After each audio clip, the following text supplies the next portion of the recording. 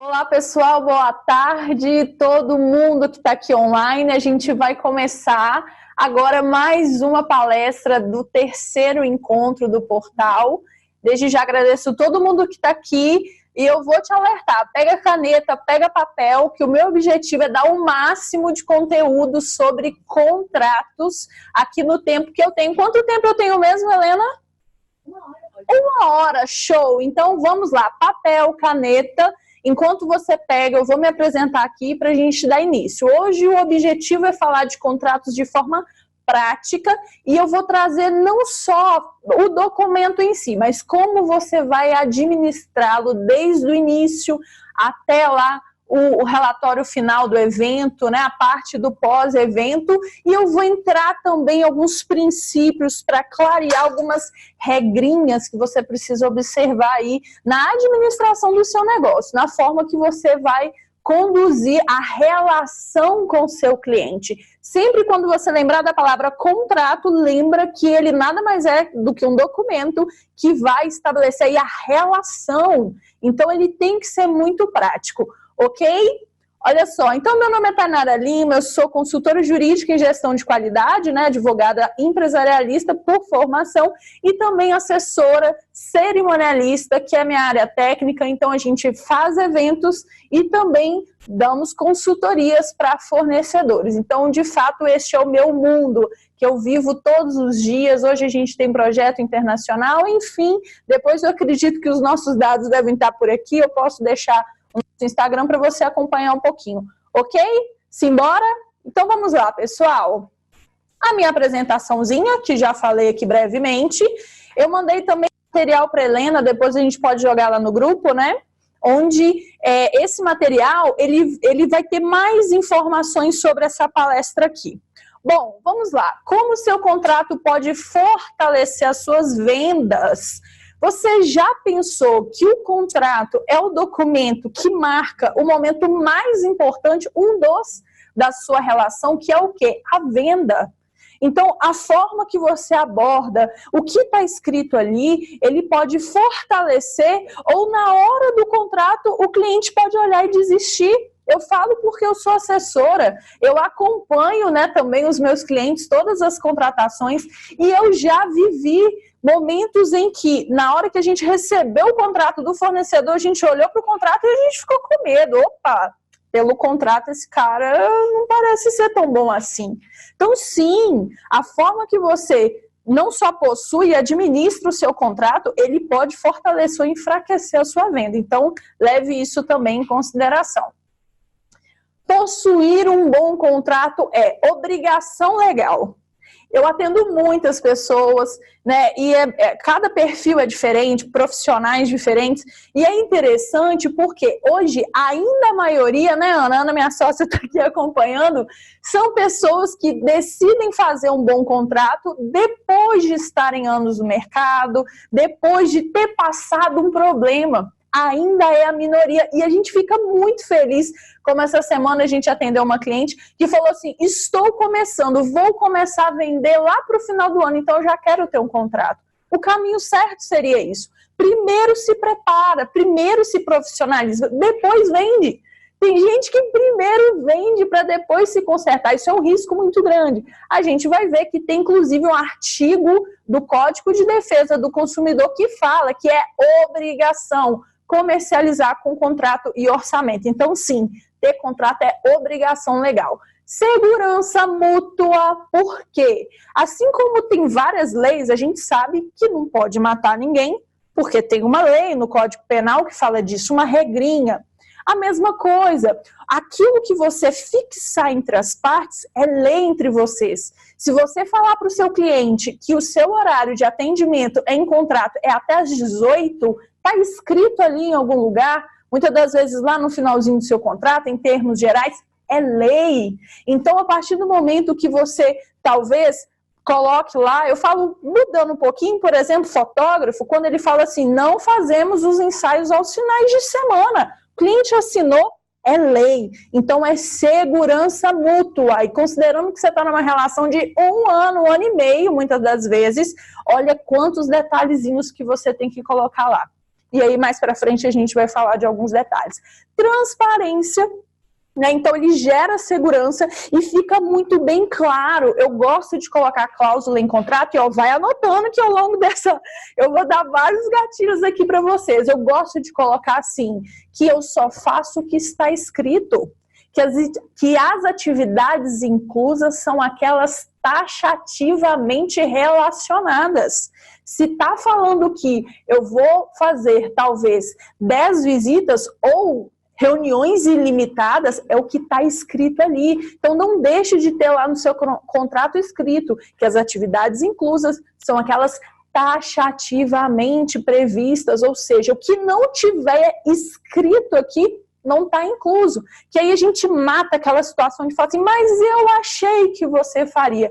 Ó, tudo que eu faço está aqui listado. Transparência que acaba casando também com a segurança que eu acabei de falar. Profissionalismo, sem dúvidas, né? Você mede muitas vezes o profissional pela postura, pelo contrato, pela forma, porque, gente, contrato é o documento. Eu quero falar aqui da sua relação também com esse documento, como que você apresenta, aborda o cliente, e às vezes eu tenho cliente, né, fornecedores que falam assim, ai, Tainara, mas você não acha, às vezes, um contrato grande, ele pode assustar, muito detalhado? Eu falo, olha, tudo tem o outro lado. Olha para o seu cliente e fala assim, olha, o meu contrato é super detalhado, ele é um manual. Aqui está cada detalhezinho, porque a gente é o mais transparente possível, que é o que a lei diz. E outra, tá? Lê, se tiver alguma coisa para alterar, se tiver com dúvida, fala comigo. Olha só, como eu falo muito isso. Fala sorrindo, lida com naturalidade. Muitas das vezes o bloqueio está mais em você do que no seu cliente. Você não consegue vender aquilo que você não acredita. Eu falo que eu tinha dificuldade, por exemplo, de fixar parcelas, né? Um tempo, e muitas pessoas têm, não, olha, é uma entrada e são as parcelas todos os meses. Eu ainda tinha um pouquinho de receio, mas a partir do momento que a gente colocou isso como regra na nossa empresa, os clientes também aceitam, claro. Tudo tem sua exceção, mas quebre primeiro em você essas objeções que muitas vezes você acha que está no seu cliente. E por fim, deixa eu ver aqui, deixa eu só arredar para eu ver aqui no cantinho. É profissionalismo, aqui no cantinho a telinha está ocupando, deixa eu ver, arrastar. Fortalecimento comercial, que foi o que eu já disse, que deixei até destacado aqui no slide anterior. Simbora, então vamos lá. Regras que você deve observar. Então, antes de eu entrar no contrato, na estrutura, eu vou dar aqui um geralzão sobre os princípios, as regras, o que a lei disse, qual é a sua postura, o que, não só os seus clientes, mas o que é a sua obrigação. A gente vai falar um pouquinho sobre isso aqui. Então, eu ainda explico que como a linguagem jurídica é um pouquinho complicada, eu tento sempre simplificar, trazer para a realidade, para ficar fácil, mas depois lá no grupo, né, Helena? Acho que as pessoas podem deixar dúvidas, eu vou entrar e eu posso também disponibilizar esse material para vocês verem com calma, relerem, enfim. Então, vamos lá para as regras do Código de Defesa do Consumidor. Se você que está me vendo nunca deu uma passadinha nessa lei, eu vou deixar de dever de casa. É só jogar no Google Código de Defesa do Consumidor. Vai abrir o site do Planalto, que é o site oficial onde tem as leis. Você tem que dar uma passada de olho ali. Até porque se você está começando no mercado e está começando a ser fornecedor, consumidor, tenho certeza que você é. Assim como eu, você compra, então é uma lei que você precisa conhecer. Só que agora eu vou te trazer para o lado de cá, porque eu quero que você tenha uma visão mais técnica do que o fornecedor precisa fazer para estar dentro dessa lei. E é claro, pautado no setor de eventos, tá bom? Então, quais são as regras que a gente precisa observar? Primeira, hipossuficiência do consumidor. Que nome é esse, né? Hipossuficiência. Hipossuficiente é a pessoa que é fraca. Para a legislação, entende que o seu cliente, ele é a parte que não entende de nada, tadinho. Sabe quando a gente senta lá no hospital e ali, a minha posição para o médico, eu não sei o que eu tenho, eu não sei me tratar, eu não entendo direito, eu posso até te falar os meus sintomas, mas quem dá a resposta é o médico, ele é a parte técnica. É assim que a legislação te enxerga. Você é a parte detentora de todo o conhecimento técnico que um organizador de eventos deveria ter para estar sentado numa mesa assinando o contrato. Ou deveria saber. Se você não sabe, isso é um problema seu. Sim, porque a legislação entende que para você estar ali, e o artigo 14 do Código de Defesa do Consumidor, que fala da responsabilidade objetiva, ou da teoria do risco do empreendimento, que já está aqui um pouquinho embaixo, mas está tudo um pouquinho junto, diz o seguinte: a mesma liberdade que você tem para botar sua roupinha preta, fazer festa, sem ter que pagar um conselho de ordem, porque eu sou advogada, tenho que pagar o OAB lá todos os meses, eu tenho um código de ética para seguir, eu tenho um órgão de classe que me regula. Hoje, nós, organizadores de eventos, não precisamos disso, não existe uma lei. Qualquer pessoa, desde que queira, pode ser organizador de eventos. E é essa mesma liberdade que te traz a responsabilidade de assumir todos os riscos. Tem liberdade para ganhar lucro? Tem responsabilidade, sim, em todas as áreas. Por isso que a gente tem que tomar muito cuidado a partir do momento que você está na posição de organizador de eventos. Tem menor bebendo dentro do seu evento? Tem fogo de artifício ali dentro queimando no lugar que não pode? Tem gente trabalhando em altura sem talvez os equipamentos que a NR35 diz? Indiretamente você vai ser, no mínimo, indiciado por estar na posição de organizador de eventos. É meio isso sim, você tem um pouquinho de culpa em tudo. Então, por isso que, levando em consideração esses princípios, você precisa pensar que eu sou a parte forte. Eu sou responsável por orientar meu cliente, por apresentar o contrato, por tirar todas as dúvidas, por ser transparente. Eu já ouvi fornecedor dizendo assim: meu cliente quis rescindir. Eu falei com ele, me manda lá um e-mail. Me manda um e-mail e aí você faz o distrato. O cliente não fez, ele que queria rescindir, o problema era dele. Eu tô certo? Tá errado. Você é o administrador desse contrato. Não importa se o cliente quer rescindir, se ele está até brigando com você, te culpando por coisas que talvez você, enfim, não tem culpa. Você precisa administrar essa relação. Você é o sujeito ativo. Olha só, me manda um e-mail, o cliente não mandou, registra, dá um print no WhatsApp, manda para ele o documento. É você que administra o tempo inteiro a sua relação com seu cliente. Entendido? Outro ponto importante que a gente tem aqui de regra no Código de Defesa do Consumidor é em relação à propaganda enganosa, que está lá no artigo 6º, parágrafo inciso 4º. E por que eu trouxe isso aqui? E só fazendo um parênteses. O Código de Defesa do Consumidor é uma lei nacional geral que se aplica para qualquer pessoa que compra qualquer produto ou serviço. Aqui eu estou pegando os pontos que mais têm relação com o setor de eventos e trazendo com uma analogia, ok?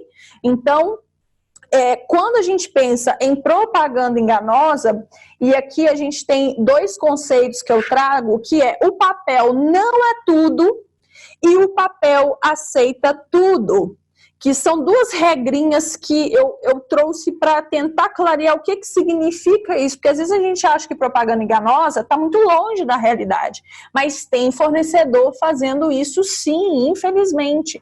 Então, olha só, imagina um cliente que te contratou, que te pagou, sei lá, 20 mil reais pela sua assessoria mais cara. Esse cliente não te pediu um desconto. Aquele cliente maravilhoso que falou assim, ó, toma aqui 20 mil reais, já depositou na sua conta, ele pagou à vista.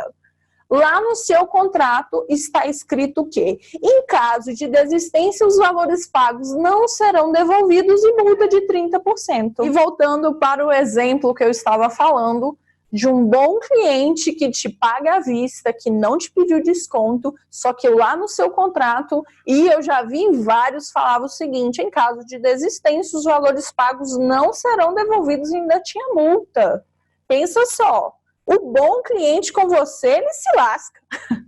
Ele te pagou à vista, ou seja, então tudo que ele te pagou você não vai devolver em qualquer tempo, né? Ele fechou com você hoje, o casamento dele é para daqui um ano e meio. Daqui um mês ele teve um problema que ele teve que cancelar esse casamento. No seu contrato está escrito, os valores pagos não serão devolvidos.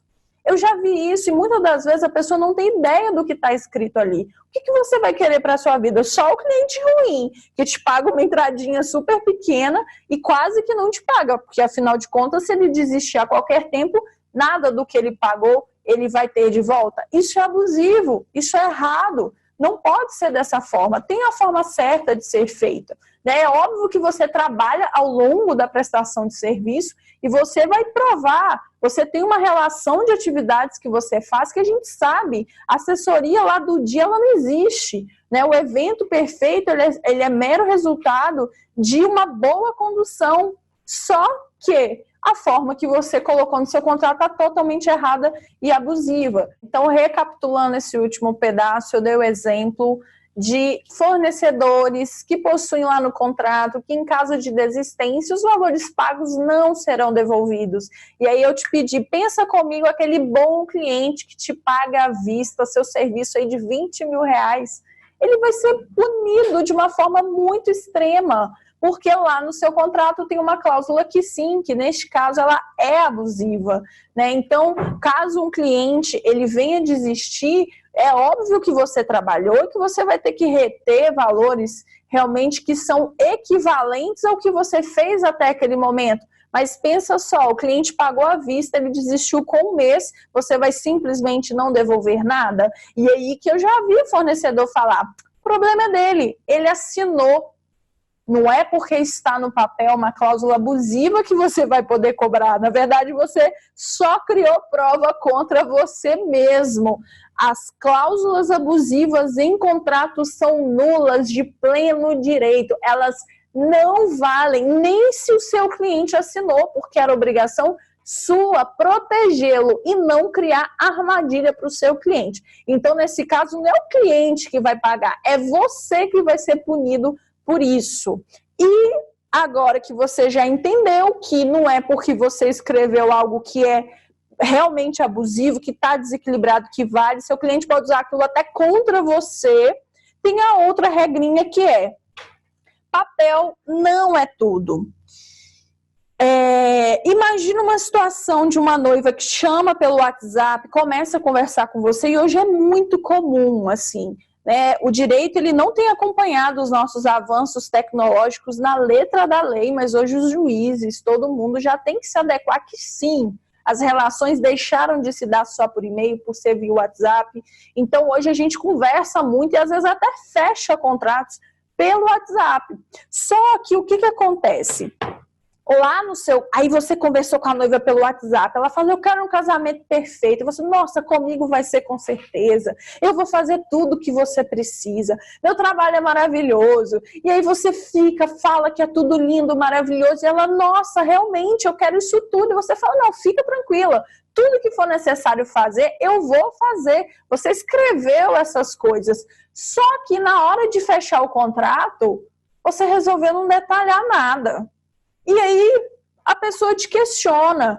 Falou, mas você não disse que ia fazer isso tudo? Talvez você até fale para um colega, olha, eu até falei, tal, ela estava super empolgada, mas o que ela quer é uma assessoria do dia, eu não vou fazer aquilo tudo, eu só falei para ela fechar. Sim, isso é propaganda enganosa. Então, não importa se você depois resolveu não detalhar lá no contrato. Ela pode pegar essas conversas do WhatsApp e apresentar e falar, olha, eu quero tudo que está aqui. Você concorda comigo que o fato do fornecedor não querer fazer um contrato detalhado não é culpa do cliente, ele não pode ficar à mercê, prejudicado por conta disso. Tudo que foi prometido tem que ser cumprido pacta sunt servanda, é uma regra do direito, e aí, se é no papel de pão, se é no WhatsApp, se é no qualquer lugar, isso é um problema seu. Prometeu, tem que cumprir. Se tiver lá no contrato detalhado, você está protegido. Se você não colocou as regras no contrato, quem está desprotegido, sim, é o fornecedor. Então, por que, gente, eu estou falando isso tudo? Todo dia, às vezes, eu escuto uma pessoa falar assim, ah, mas o cliente sempre tem razão. Não, gente, o cliente tem razão quando ele tem razão.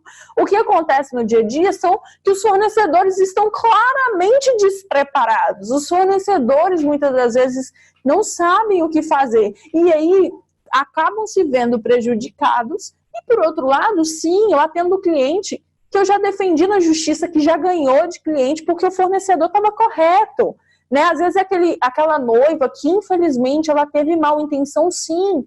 Só que o fornecedor ele foi tão certinho, registrou tudo tão bonitinho, fez o contrato, que ele ganhou. Então, pare de pensar que é só o cliente que tem razão e se pergunte, eu já li a lei que eu tenho que cumprir, o meu contrato realmente está bom, eu faço as coisas da maneira certa, eu tenho pauta das minhas reuniões. Se você começar a se perguntar, claramente você vai ver que muitas vezes você fura o circuito que você deveria cumprir. Então dá sim para crescer, para convencer o cliente, para estar amarradinho e sair desse conceito de que sempre o cliente tem razão. Não são assim. Por quanto tempo se guarda conversa de WhatsApp?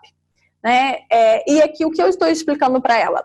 Existe na legislação uma norma que fala para a gente quanto tempo você guarda cada documento. Eu estou falando da visão legal, jurídica. Então tem contrato trabalhista que o prazo é X, né, Ana? Tem documento que você tem que guardar até 30 anos.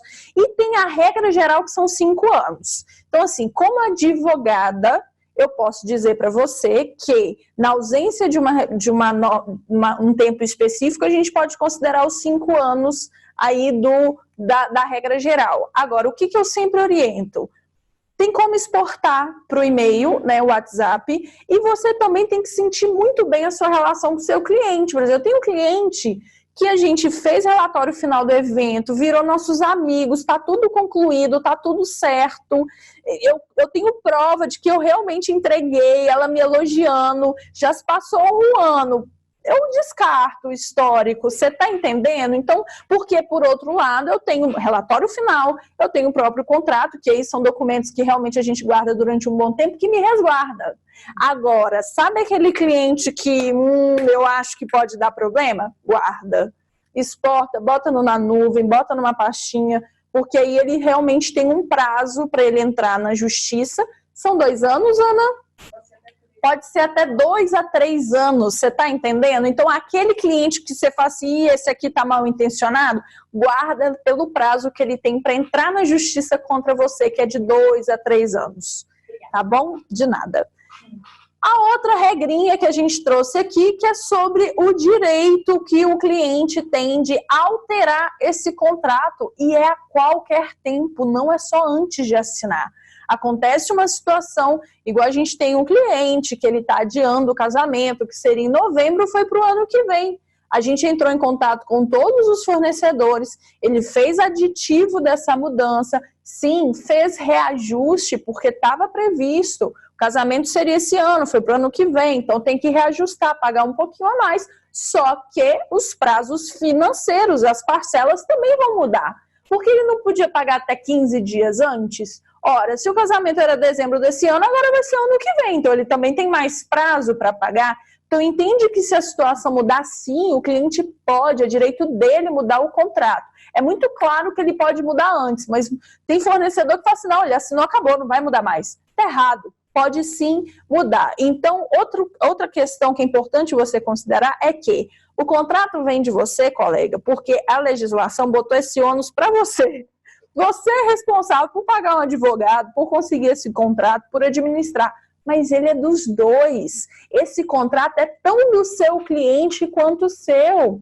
Então, o certo é você mandar por e-mail, ele ler, assinar, às vezes ele vai falar assim, olha, Helena, você está falando aqui para mim que você vai acompanhar a montagem, só que eu não estou entendendo. Tem como você colocar desta forma?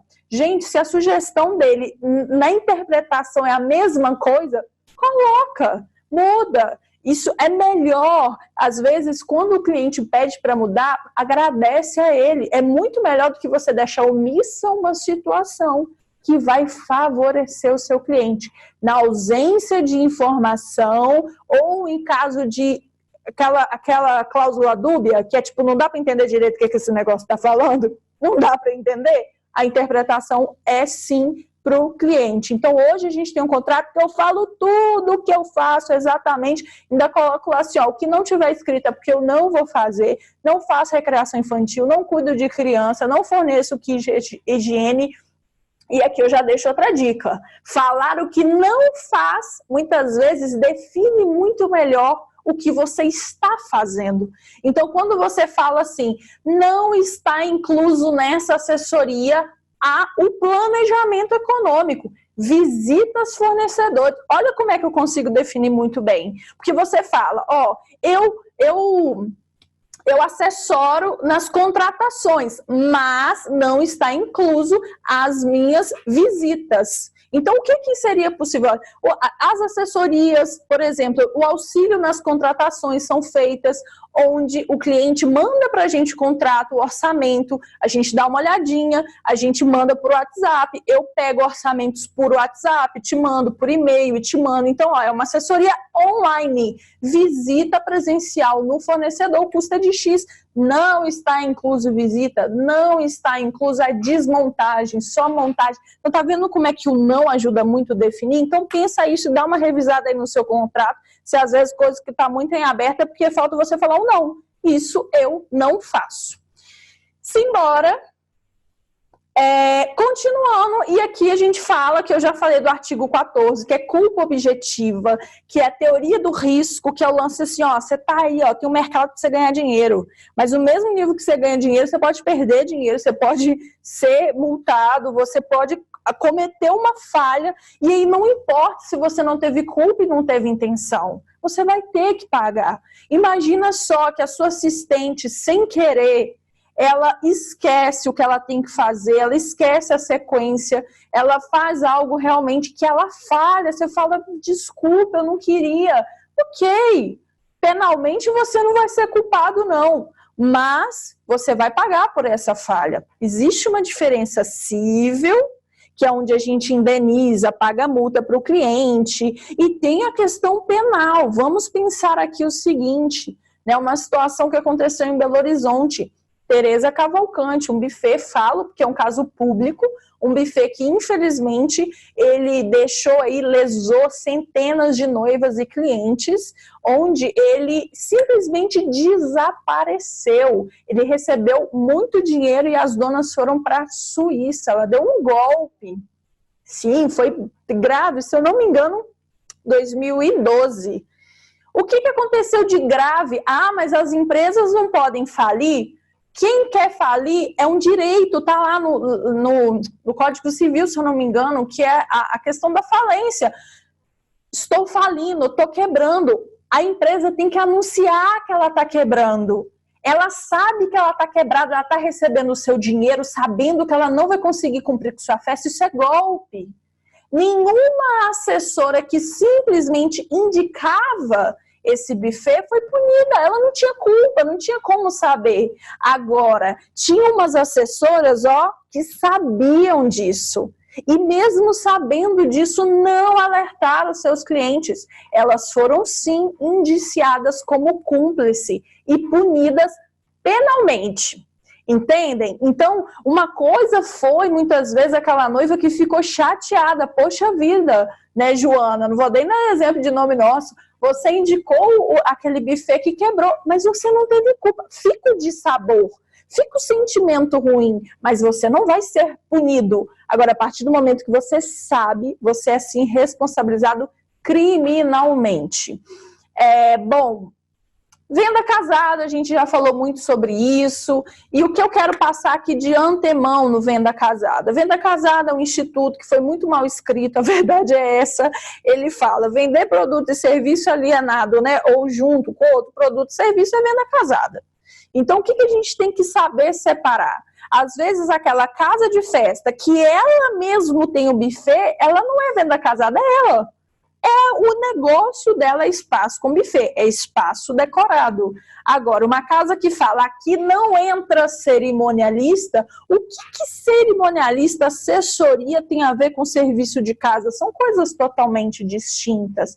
Aí eu estou casando. Agora, a gente tem que tomar cuidado, porque eu ter critérios e exigir normas não é casar. Olha só, eu tenho uma cozinha, mas para que o buffet entre aqui, ele tem que me mostrar o alvará emitido pela prefeitura, ele tem que mostrar para mim que ele segue as normas da Anvisa, e aí, desde que o buffet siga, ele pode entrar. Olha só, eu estou colocando regra e abrindo para todo mundo. Quem cumprir, entra. Quem não cumprir, não entra. Aqui em São Paulo, principalmente, é muito comum que os locais tenham um manual de conduta, horário que entra, carga, descarga, quanto tempo pode permanecer, quando que tem que ser feita a desmontagem, aonde pode pregar as coisas, se tem que usar Q30 para botar um lustre, tem um manual para se seguir. Olha que maravilha. Se está dentro do manual, entra, não está, está fora. Agora, eu falar, é só empresa A ou B que entra sem critério,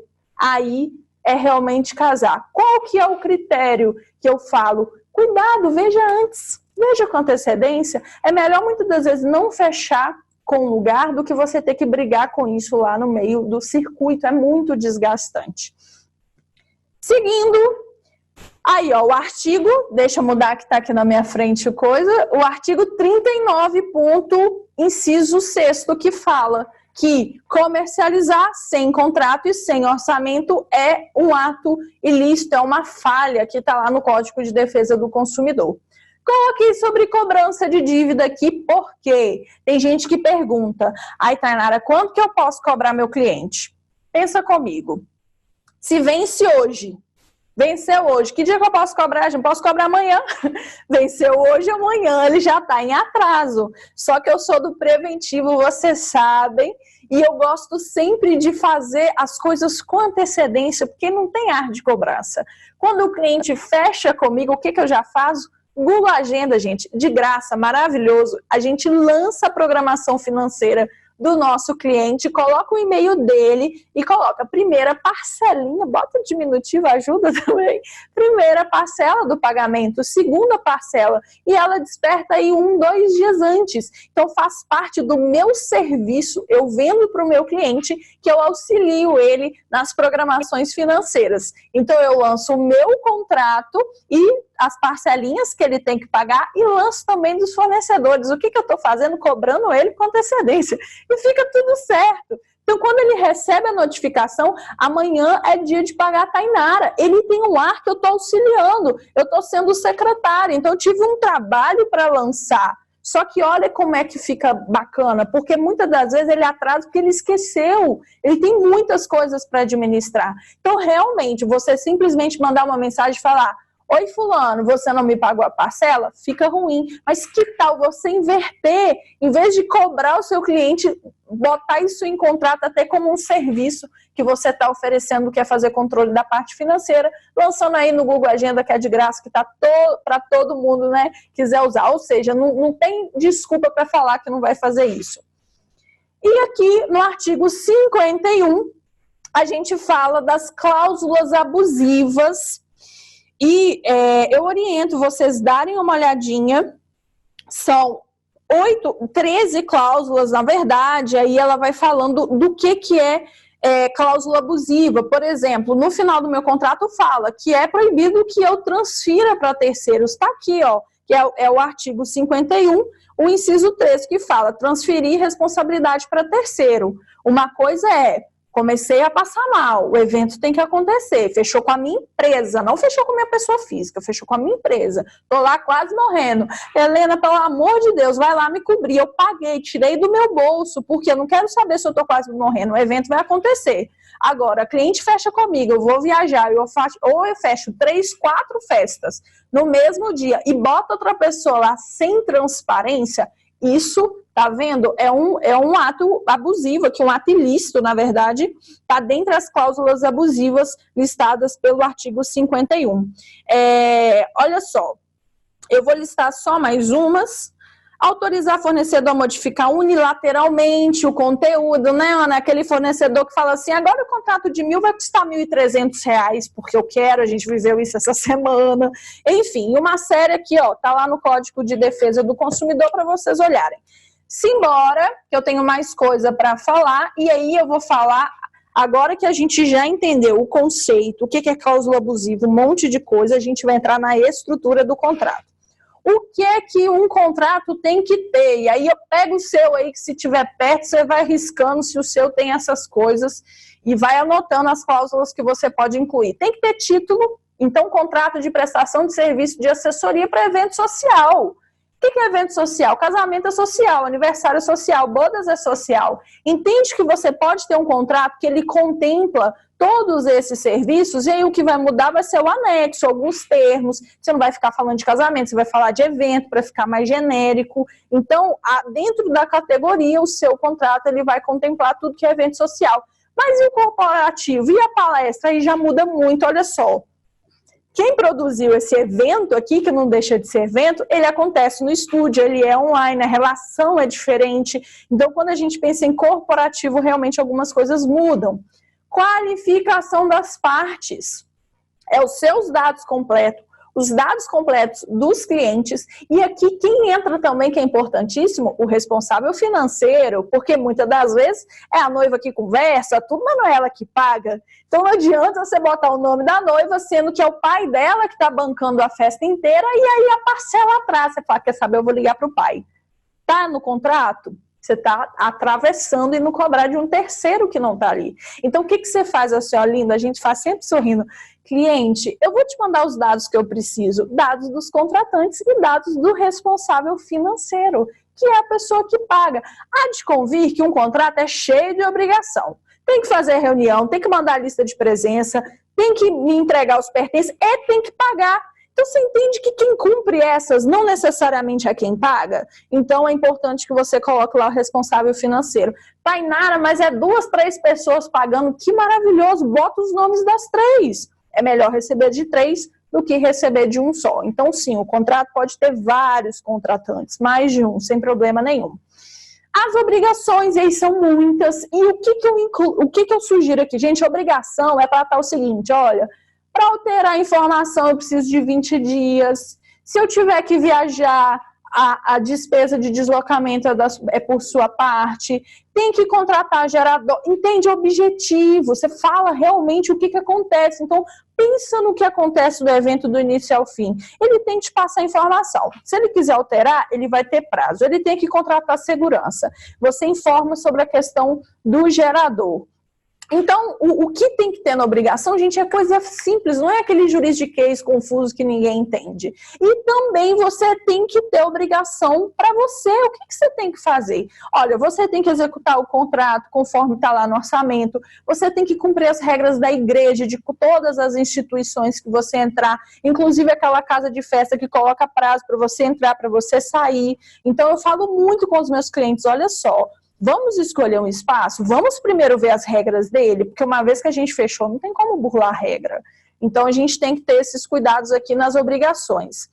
Valor e forma de pagamento, e aqui que você vai falar o que é entrada, mesmo nos contratos à vista, você tem que especificar o que foi entrada, né? A parte de que se vai ser parcelado ou não. Então, aqui você explica tudo relacionado a valor e forma de pagamento, e é interessante também, que é uma cláusula que a gente tem usado bastante, que é o 476 do Código Civil, já bota aí no seu contrato, que ela fala da exceção do contrato não cumprido.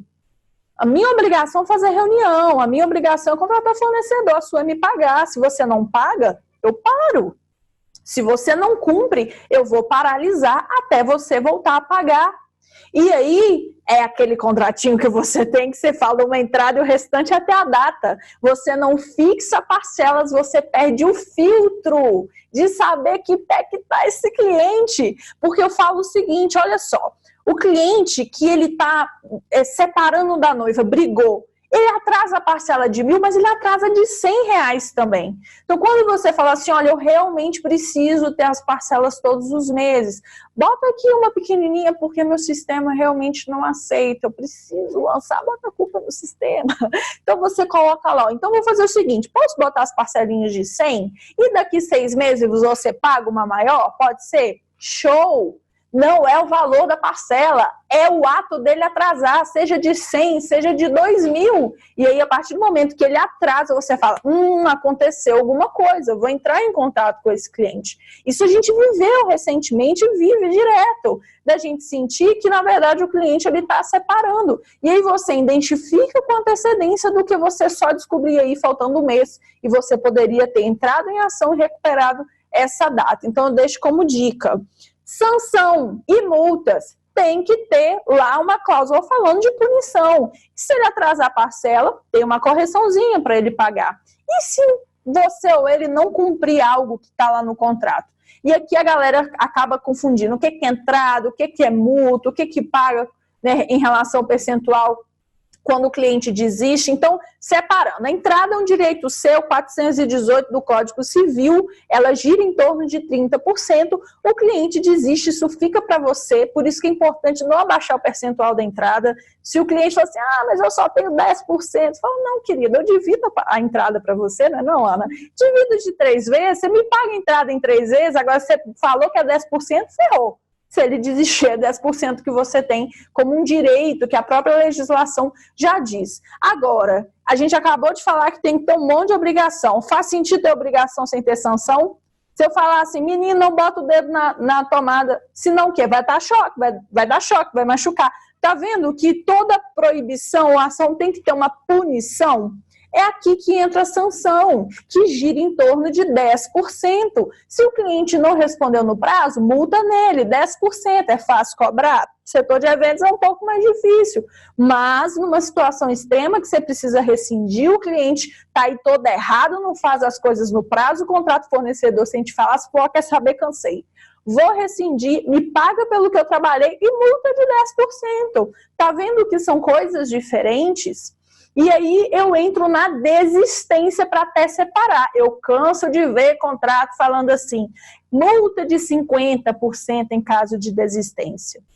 Pera lá, a desistência não é um direito, não? Gente, ele tem direito de desistir, ele não vai te pagar multa, ele vai te pagar o equivalente ao que você já trabalhou. Agora, você consegue provar para ele que você realmente trabalha? Aí que tá. Eu faço muita coisa. E aí que eu falo, aquele lance da assessoria do dia, eu só vou no dia aí que você realmente vai conseguir provar. Agora, a partir do fechamento do contrato, eu dou suporte pelo WhatsApp. É serviço. Escreve que é serviço. Escreve, eu não vou em reunião, eu não faço visita, eu não contrato fornecedor, mas qualquer dúvida eu estou aqui. Suporte online via WhatsApp. Serviço vai estar escrito lá na sua proposta. É muito ou pouco? Não sei. É serviço, você está trabalhando e se ele desiste, você tem direito a receber pelo que você trabalha. Não é multa. Por isso que quanto mais perto do contrato, você mais recebe, porque você mais trabalha. Tá vendo o que é equivalente? Multa entra quando o cliente descumpre, ou se você descumprir, ele pode te aplicar uma multa. Então, tá vendo que é diferente? Não se pune por desistência, recebe o equivalente aos serviços já prestados. Continuando, disposições gerais e transitórias, o que você também fala no seu contrato? Seu horário de atendimento, seu direito de imagem e que vocês renunciam, direito patrimonial. É aquela prima da noiva que amanhã vira uma blogueira e aí, de repente, a foto dela está custando milhões. Você pode até tirar, mas você não vai pagar por esse serviço porque você obteve essa foto porque você fez o casamento, talvez, da prima dessa agora blogueira. Então, outras... Reajuste. Gente, direta, Lena, eu recebo assim... menina, fechei um contrato, fiz um preço bom porque era para daqui um mês. Aí o cliente resolveu mudar para ano que vem. Eu não sei quanto que reajuste. No meu já fala quanto. É 10%, é 15%? Aqui, o meu é 15%. O cliente, ele não vai casar agora, ele vai mudar a data, reajuste. Gente, inflação tá aí para provar. Até outro dia o metrô era quanto, Helena? Era 4, passou para 4,80. Tudo aumenta de preço. Por que você não pode aumentar? Agora, se não tiver já escrito quanto é, fica arbitrário. O cliente ele começa a duvidar. Agora, se você já tem um percentual de quanto que você tem que pagar, tá tudo certo. Quer mudar, querido? 15%. Tá lá escrito. Agora, o cliente ele não quer mudar para ano que vem, ele quer mudar para daqui 3 anos. Sabe quem é esse cliente? Ele desistiu e ele não quer te pagar pelo que você já trabalhou. Ele tá te dando um miguezinho, só que você vai mostrar para ele que você é mais inteligente que ele. E aí, o que eu coloco no contrato? Olha só, eu só altero data até 12 meses. Mais do que isso, a gente rescinde, você vai me pagar pelo que eu trabalhei, e aí daqui 3 anos, quando você quiser casar, você me procura. Até porque tudo que eu fiz para um casamento que ia acontecer daqui 6 meses, vai valer, gente, para um casamento que vai acontecer daqui 3 anos, o que você aproveita? Aproveita nada, você tem que trabalhar tudo de novo. Então, assim, eu falo por analogia o exemplo do pintor. Pensa que você tem uma casa de 5 cômodos para pintar. E aí você contrata um pintor, paga pelo serviço e ele te fala, ó, vai ser, sei lá, R$500 por dia mais o material que você vai me dar. Você vai me dar a tinta, eu vou lá pintar R$500 por dia. E show, eu vou morar nessa casa daqui 6 meses. Ele pinta aí 3 dos 5 cômodos, só que você desiste de morar nessa casa. Você fala, não vou mais morar. Aí você olha pro pintor e fala assim, querido, infelizmente eu desisti de morar, então, ó, eu não vou te pagar, tá bom? Porque eu não vou morar lá mais. É mais ou menos assim que os noivos fazem. O fato deles desistirem de casar não vai excluir o trabalho que você fez. Se eles vão casar ou não, isso é uma situação. Você precisa receber pelo trabalho que você desenvolveu até ali. Então, reveja para ver se você realmente consegue provar que sim, que você trabalha. A maioria dos fornecedores fazem muito mais do que falam e escrito, então, tem pouca coisa. Aí, na hora do vamos ver, não consegue provar que trabalhou. Foro e assinaturas. O que é foro, gente? O foro é o lugar que vocês vão brigar na justiça, se der problema. Se tiver que entrar com a ação, o foro é o lugar. E aí pode ser a sua cidade ou a cidade do cliente. A regra que prevalece é a cidade do cliente, salvo se em contrato você colocou um outro lugar. Então, se você faz aí eventos, igual a gente faz em vários estados, qual que é o foro no meu contrato? Cidade de Vitória, onde eu moro. Né? Óbvio que isso pode ser mudado, mas a regra no meu é que é na cidade de Vitória. Se o cliente tiver problema comigo, ele vai ter que entrar na justiça lá na minha cidade. Assinaturas, quem assina o contrato? Os contratantes. E aqui eu deixo uma outra observação importante. Se o contratante é a mãe da noiva, o pai da noiva, não é porque a noiva pediu para você, para alterar, que você pode fazer. Uma vez eu fui indagar do seguinte, ai, Tainara, a noiva pediu para aumentar 50 pessoas e o pai que tinha assinado o contrato, e aí o pai olhou para mim e falou assim, problema é seu, eu não vou pagar, quem assinou o contrato sou eu. Eu falei, o que eu faço? Eu falei, ai, chora. Tá errado. Então, assim, a noiva, até a noiva, o noivo, se eles não são os contratantes de fato, fala o seguinte, perfeito, querido, eu vou fazer, mas eu preciso lá do aval do seu pai, vou mandar um e-mail pra gente fazer uma alteração, ele assina lá pra gente. Para finalizar a estrutura de contrato, o que eu posso dizer para você? Que não é regra, não é obrigação ter que reconhecer firma, gente. Reconhecimento de firma é um procedimento que dá validade à firma, não ao contrato. Contrato vale, eu estou falando do contrato de prestação de serviço nosso aqui, ó. Porque existem outros contratos, né, pessoal, que aí a lei já diz como tem que ser. Por exemplo, comprar casa tem que ser com escritura. Aqui eu estou falando do contrato de prestação de serviço de eventos sociais, para cerimonialista. Não é obrigatório você ter que reconhecer firma. O mesmo trabalho que o tabelião tem de olhar para sua cara, olhar para o seu documento, pedir para você assinar igual o documento, é o que você pode fazer. Só que ele te cobra R$10 por um selo. Desculpa se tem alguém aí que trabalha em cartório, mas é esse cuidado que você tem que ter. Tá fechando o contrato com a pessoa à distância? Pede para ela mandar a cópia da identidade, dá uma olhadinha se é ela mesmo, certifique se ela realmente é a pessoa que está fechando o contrato. Ufa, deixa eu ver aqui. Documentos complementares, gente, estou estourando, faltam 2 minutos. Ai, que bom. Então, ó, tem alguma dúvida aí, Helena? Não, né? Tem? Tem o participante mais participativo. Legal, é o Samuel. É o Samuel. Ah, já estou sabendo, Samuel. Vamos lá, Samuel.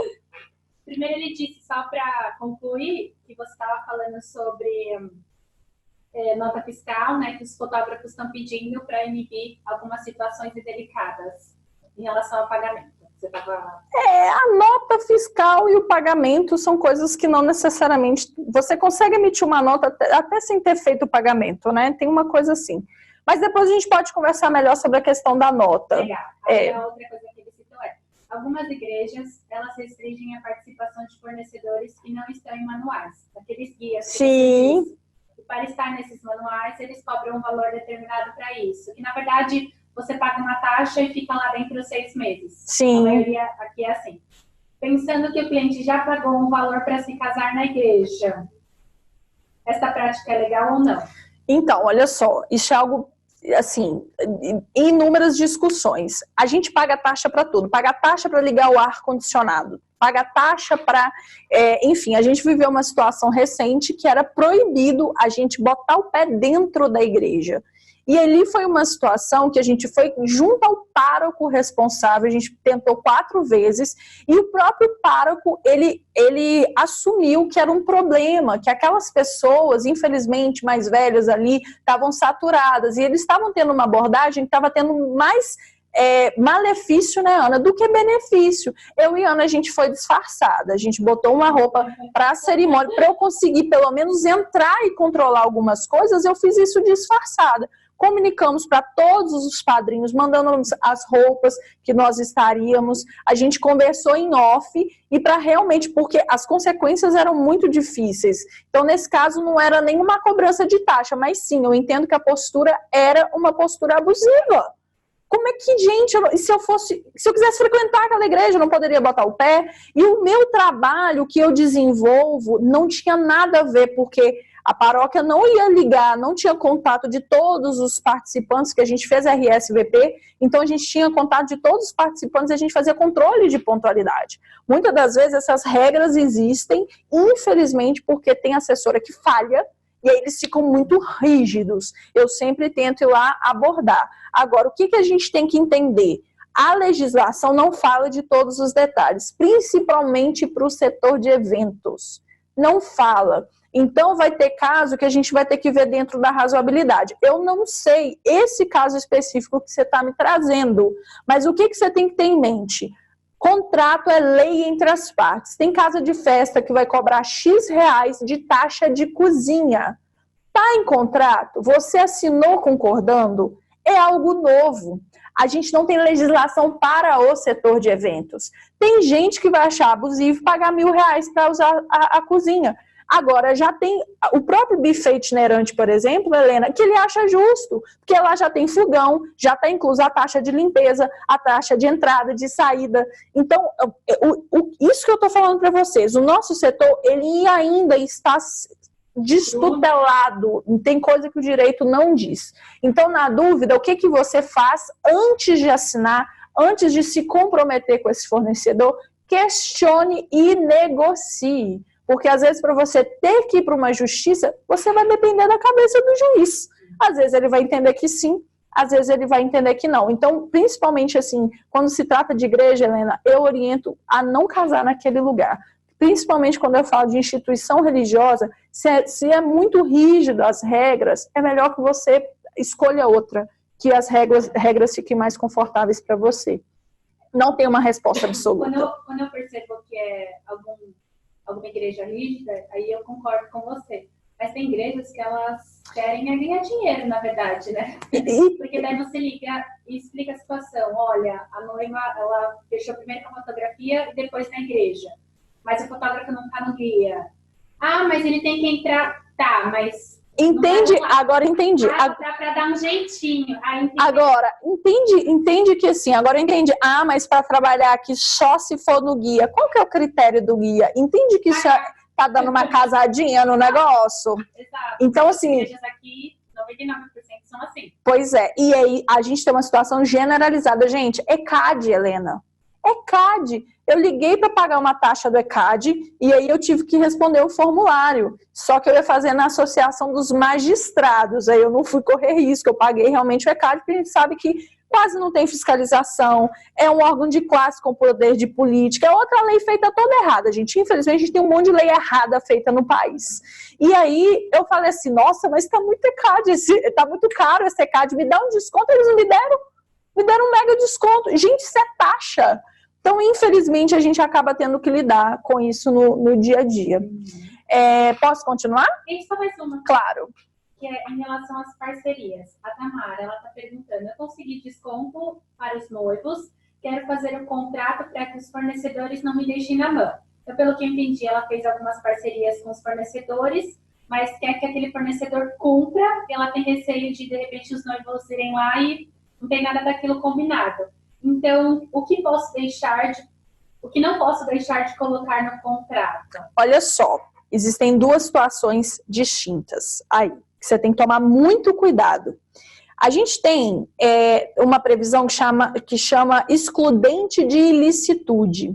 É a situação que houve uma falha. Eu não falei que o artigo 14 fala que a culpa é objetiva? Se teve uma falha relacionada ao seu trabalho, você vai ter que pagar? Tá, mas é assim, sentenciou, acabou? Não, calma. Tem as excludentes de ilicitude, que são situações que vão tirar a sua culpa. Olha só, culpa exclusiva da vítima ou do cliente. Aquele lance você fala assim com o seu cliente, olha só, tem que fechar todo, tem que fechar. Ele não quis, ele não te escutou. Choveu, aí ele quer te culpar. Agora, se choveu, em momento algum você falou que tinha que ter todo, você como parte técnica é obrigado a saber das orientações. A luz caiu, qual que é a situação? Eu tenho um e-mail formalizado, no meu contrato fala que o cliente tem que contratar gerador, ou se vai ficar a critério dele. Ele não passou por mim sem saber sobre isso. Agora, você não falou disso em momento algum. Você, como fornecedor, no mínimo vai ser indiciado, porque deveria saber dessas questões das estruturas. Uma das situações, além de culpa exclusiva da vítima, ausência de contrato, que eu já vivi dentro de uma pastoral, que eu fui contratada, Helena, por um casal, e tinham várias bodas acontecendo naquele dia. Uma das famílias que não eram meus clientes me abordaram, me xingando, porque falou, você não está dando assistência pra gente. Aí eu falei, olha, ausência de contrato. Ela achou que eu era da igreja, porque ela pagou taxa para a igreja. Só que eu era contratada à parte pelo meu casal que estava fazendo boda. E a terceira situação, culpa de terceiros. Se é um fornecedor que falha, você não tem culpa. Por que eu estou te falando isso? A partir do momento que você quer colocar num contrato o seu vínculo com aquele fornecedor, aí você vai responder por uma falha que não é sua.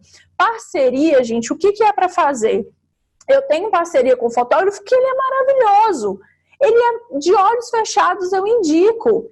Então, assim, é óbvio, foi o que eu já disse aqui. Se o fulano falhar, o cliente vai ficar com rancinho ao meu respeito. Mas culpa eu não tenho, porque a falha foi de terceiros. Agora, se eu botar no meu contrato o meu vínculo com o fotógrafo, aí eu trago para mim uma responsabilidade legal, jurídica, de indenizar que eu não tenho. Você está entendendo? Então, eu sei do seu medo em relação à parceria. O que é melhor para você fazer? Cuidado com as parcerias. E se, infelizmente, um fornecedor que você indicou falhar, acostume-se com isso.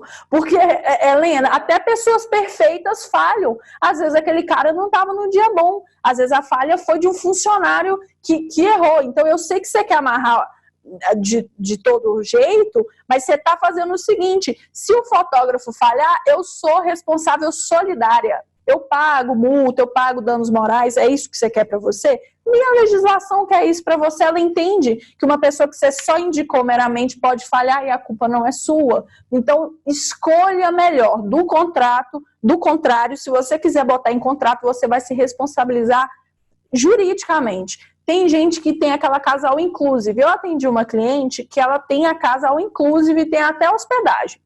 Eu falei, você tem certeza? Ela, Tainara, eu estou assumindo o risco, eu administro tudo, então o contrato vai ser no meu nome, da minha empresa, eu ofereço tudo, bolo, doce, bem casada, é o negócio dela. Ela assumiu esse risco, ela responde e ela quer. Então, como assessora, eu não te indico ir por aí. Só realmente esteja ciente das suas parcerias e se falhar, colega, costumes. Até a gente falha, não é o que a gente quer, mas vamos ser realistas, até a gente falha. Então, de repente, você é parceira de dança e eu assessora. E você vai me dar 10% de desconto para os seus clientes. E a gente combinar isso no papel, um termozinho. Isso é válido? É tudo que você vincula entre você, se não for nada que é ilícito na lei, é válido. O que eu falo? Tem critério para os seus parceiros. Quais são as regras para você? Tem que ser pontual, tem que atender bem o cliente, que o meu critério é atendimento, porque serviço bom é obrigação. Ninguém contrata um buffet para ter comida mais ou menos. Eu falo que a gente contrata comida boa, obrigação, eu quero atendimento. Então eu tenho os meus critérios para eu ter os meus clientes, e os meus parceiros. Se não cumpriu, Helena, eu realmente não indico. Eu indico quem é bom. Eu não vou, talvez, por uma questão de amizade, por aí. Né? Mas é um papo longo, né, Helena?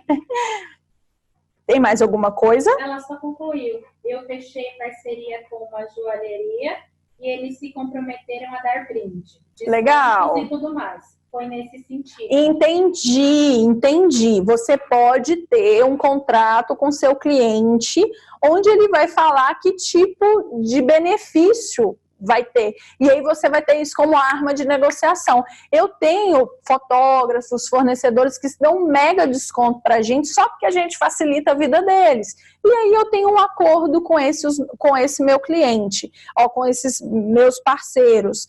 Outra coisa também que é interessante é se você realmente fizer isso para dar um cliente. Mas eu já fiz a parceria com um salão, e aí eu tive um contrato com esse salão, e aí a noiva que fechou ganhou ali uma produção naquele salão de pré-wedding. Então eu tinha com ele um contrato que eu paguei, eu tirei do meu bolso, foi dado, mas ele me deu um desconto, eu comprei aquele serviço e eu dei para aquele cliente. Então olha só, eu assumi o risco, eu prometi para minha cliente, mas esse fornecedor também. Então, na verdade, a minha relação com o meu parceiro é praticamente de cliente. Eu paguei, só que em vez de eu fazer, quem fez foi a minha noiva. E aí eu tinha um contrato com ele. Então, se você tiver algo que principalmente você divulga publicamente, as 10 primeiras noivas vão ganhar uma joia na joalheria tal, tenha com esse fornecedor um contratinho, um termo, que sim, que você tem 10 joias, para você não simplesmente divulgar e amanhã ele falar que não vai te fornecer isso. Então, realmente, regularmente, agora entendi.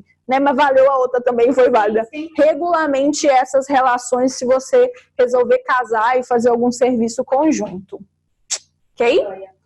Para terminar, então, para terminar, eu vou falar também dos documentos anexos. Então, a gente já passou por princípios, pelo próprio contrato, pela estrutura dele. E aí a gente tem que lembrar que contrato não é só aquele documento, sabe? Que no início tem o título e depois tem a assinatura. Tem os anexos, que é parte integrante. Por quê? O contrato, ele tem um formato. Ele é organizado em cláusulas, em assuntos, em itens, em parágrafos, e ele tem um padrãozinho. E a sua tabela, a sua descrição, ele segue um outro padrão. Então, enquanto um diz quanto, como, sob quais regras, o outro vai dizer exatamente o quê. Então, você pode, lá no objeto, sempre fazer menção ao orçamento anexo, que é parte integrante, e ali você descreve.